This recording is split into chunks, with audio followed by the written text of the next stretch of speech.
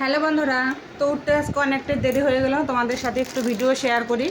তো সকালবেলা উঠে গেছি, উঠে মানে বাসি কাজ টাজ করলাম। কালকে রাতে বাসন মাজেনি, সেগুলো মানে মাজলাম আর কি। এখনও যে দেখো তোমাদের সাথে শেয়ার করি কী কী ওষুধ খাই আমি সকালবেলা। তো এই যে থাইরয়েডের ওষুধ, কোথায় এই যে থাইরয়েডের ওষুধ আর গ্যাসের ওষুধ খেয়ে নেব। ভিডিওটা একটু বড় হবে, এখন থেকে একটু মানে ব্লগ ট্লগ ছাড়ার চেষ্টা করব। তো এই যে গ্যাসের বড়ি, গ্যাসের বড়ি আর থাইরয়েডের বড়ি খাবো। এটা আমার অনেক দিন থেকে খেতে হয়। আর থাইরয়েডের বড়ি তো আমি আজ থেকে 13 বছর হয়ে গেল খাচ্ছি। কি আর বলবো, খেতেই হবে। ধরো তো মোটা হয়ে যাচ্ছি দিন দিন থাইরয়েডের জন্য। আগে তো এইরকম চিকন ছিলাম মেয়েবেলাতে, দেখতে গেছে কেউ পছন্দ করেনি দেখে আমাকে। আর আমার বরের সাথে তো আমার লাভ ম্যারেজ। আর যে এখন এত মোটা হয়ে গেছে, এখন কেউ চিনেই না আমাকে।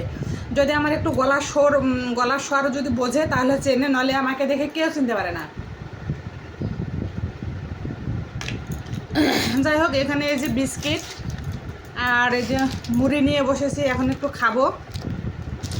আর এই যে চা করে নিয়েছি।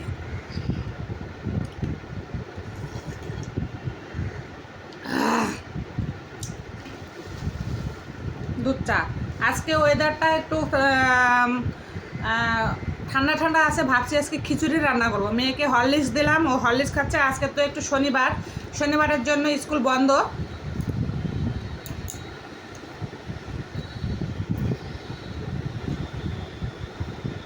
শনিবার স্কুল বন্ধ, রবিবারও বন্ধ থাকে। তো ভাবছিলাম কালকে রাতেই ভাবছিলাম যে আজকে বাজারে যাব, কিন্তু যেতে পারলাম না।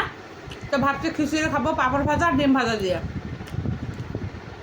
তো এখন চাটা খেয়ে নিই। সব কাজ তো করলামই, আর একটু কাজ করে স্নান করে রান্না করব।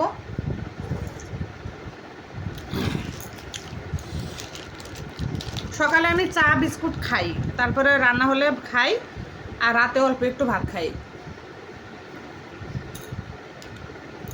কি আমি ভিডিও বানাইতেছি, যা তুই খা।